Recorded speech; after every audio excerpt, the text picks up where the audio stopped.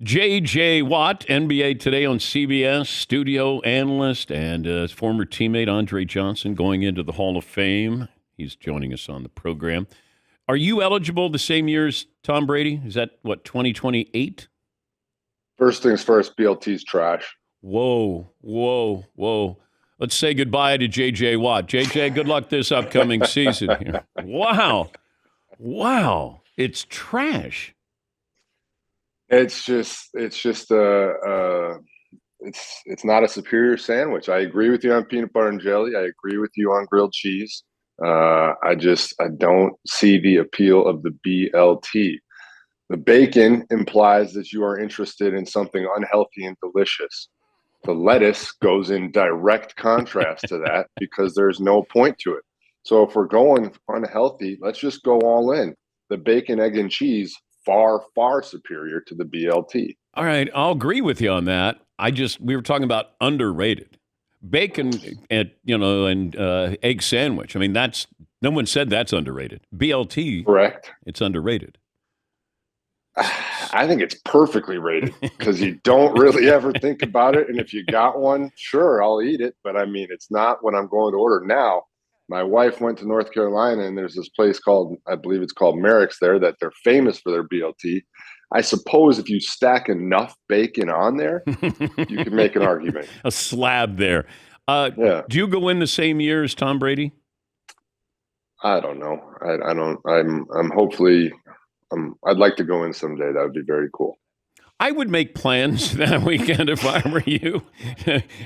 Just saying, you might be in Canton, with the wife and kid. I would make plans there.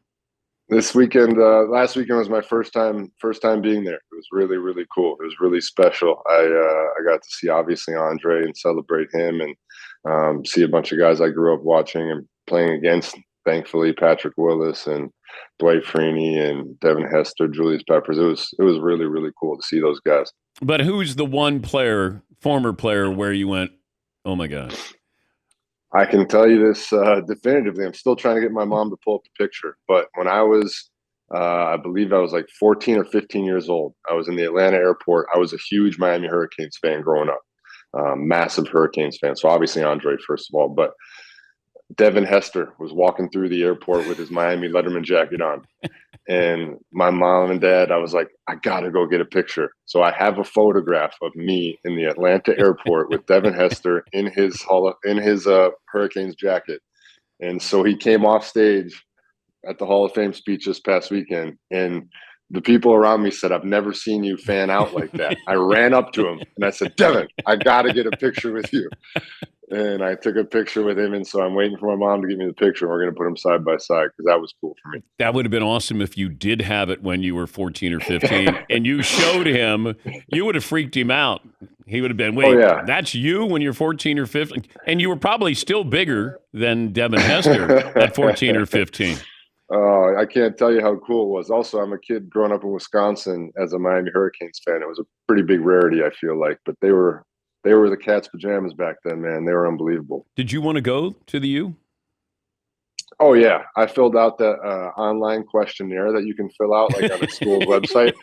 And a couple weeks later in the mail, I got like the standard, bulletproof letter that they send to everybody with Larry Coker's autographed at the bottom.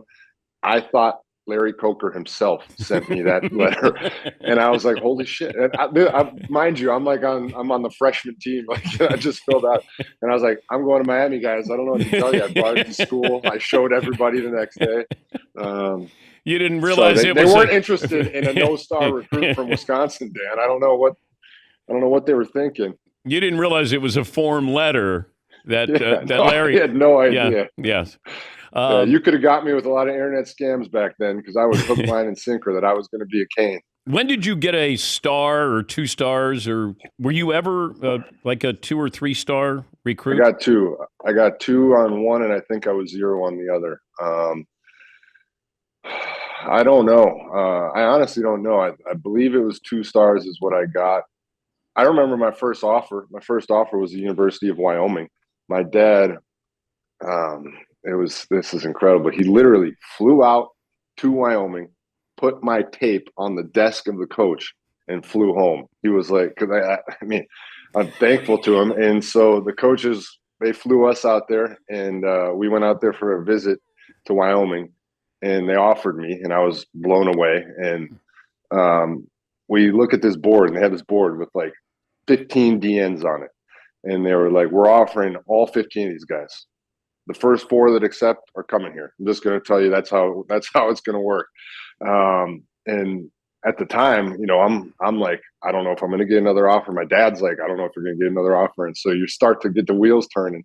But then the process kind of took off as it was. But I'll never forget getting that first offer, flying out to Wyoming and being out there. And I believe it's Laramie. Yeah, Laramie. Did you go out there during the winter?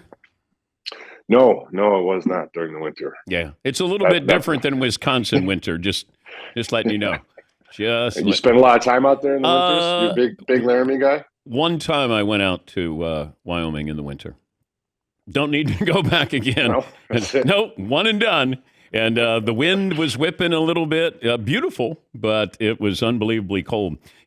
He's J.J. Watt, NFL Today on CBS.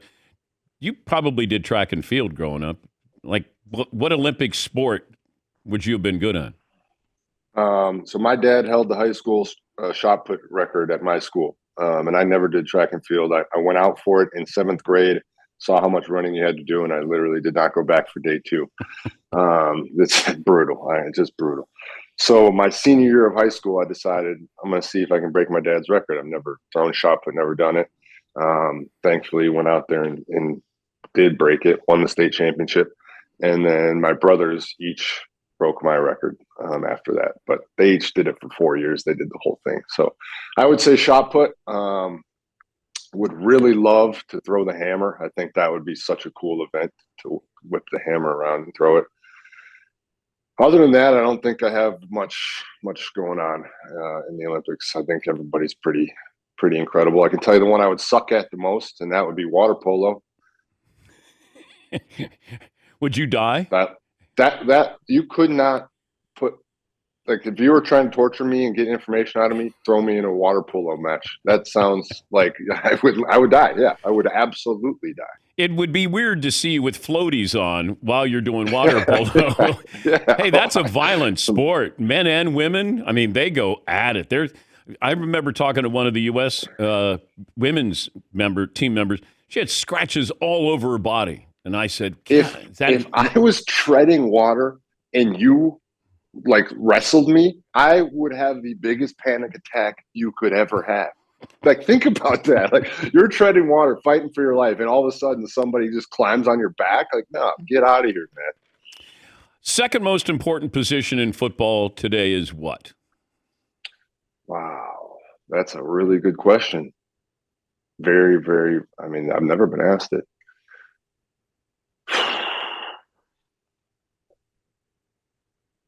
Man, it's so hard because, like, there's nothing that affects it in such an individual way as a quarterback. But the left tackle used to be really important. Edge rush. Yeah, I mean, now wide receiver, is wide receiver the second most important position? I feel like you do have to have a guy to get the ball too, because the quarterback, I would, because you can try to eliminate an elite pass rusher with chip blocks and everything. So it also depends on who he's got helping him out. But I would say if you're only taking one guy and you're not taking everything else around him, I would say, it's probably a receiver to give the quarterback somebody to throw to. I can tell you the second toughest position to play, and that's cornerback by far. Cornerback is such a difficult position to play in the National Football League, especially with all the rules that they put in place now. I have so much respect for those guys. That position is brutal. But if you could start your team with your brother or Justin Jefferson. Yeah. That's a tough one. In today's league, you got to score the points, man. You got to score the points. You're trying to trap me into a headline where I don't take my brother here. Yeah. Yeah. That was tricky. You are a veteran of the game. That was impressive. That was a misdirection. That was a misdirection. That was great. Yeah. And you're taking Justin Jefferson. Your words, not mine. Your words, not mine. Enjoy Thanksgiving. Do you miss hitting somebody? Every now and then, for sure. A guy cut me off in line the other day, and yeah, you definitely wish you could get some of that aggression out. You should be allowed one blindside, a year. Where you just would be great. That's the beauty of it, man. Is sometimes you just get to let it fly, and you don't get that experience. Like it is a beautiful thing. But yes, yeah, there's definitely times where you miss just a perfect clean hit. Nothing better. What was the biggest transition going into doing studio work at CBS? Some of it is finding the line of locker room talk that you can bring, and also finding the knowledge level that you should bring to the table, because you can't go so deep into the weeds about things that are going on in the games and some of the tactics. What you can do, obviously, when we're in the back room or the green room, me and Coach Cowher are sitting there talking about schemes and things. It's unbelievable. But you bring that to the air, and you might lose some people pretty quickly. So there's a fine line that you have to find between educating the fans and keeping them in, and also going too far. Yeah, because sometimes you can speak a language for your fellow football players, and that's not your job. Your job is to speak your language, but translate it so we can understand it, and that's sometimes tricky for our former athletes. Yeah, it's definitely tricky. I specifically remember there was something that we were talking about we were leading up to the Mahomes playing against the Ravens, and we were talking about how he likes to scramble out the B gap, and then sometimes he'll go deep out the back of the pocket. And they were like, "Are we 100% sure that the fans know the B gap?" And I was like, "I think there's a large majority of fans that do." And they were like, "But does everybody?" And so that's I had to say that gap there between the tackle and the center. You just can't. Sometimes you have to switch it up. How's your soccer club doing? We start up on Monday. We got our first match on Monday for the new season. Very much looking forward to it. We're in the championship. Last time we were in the championship, we won it and nearly set a record for points. So very much looking forward to this season. All right, before we let you go, let's play the JJ benching game. How much is JJ benching right now? One rep. Todd? 445. 445. Seton O'Connor, JJ Watt, one rep. I'm going to say 425. All right. Marvin. He's taking it light, so 375. All right. Paulie? He's been doing a lot of leg work this summer, I've noticed.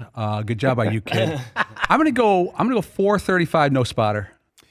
Paulie checks out your pictures on Instagram, which it's creepy. I'm an advisor. But it's creepy when he goes, "Oh, look at JJ. Oh, look at him working out." I'm going to go 425.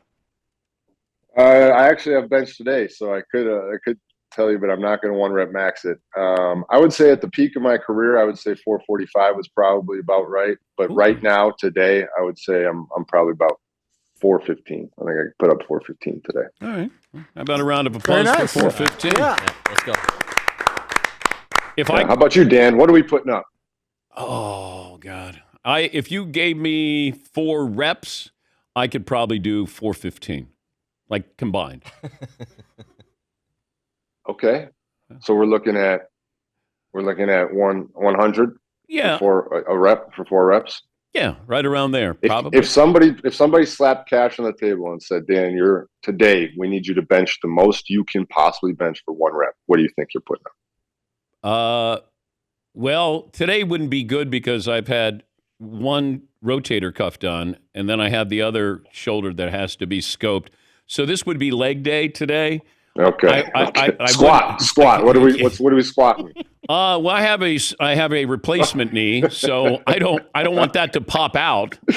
How about calves? Maybe we do calf day. I haven't had anything happen to my calves, but I'm a warrior. I left it all out on the field. That's why I have all these surgeries.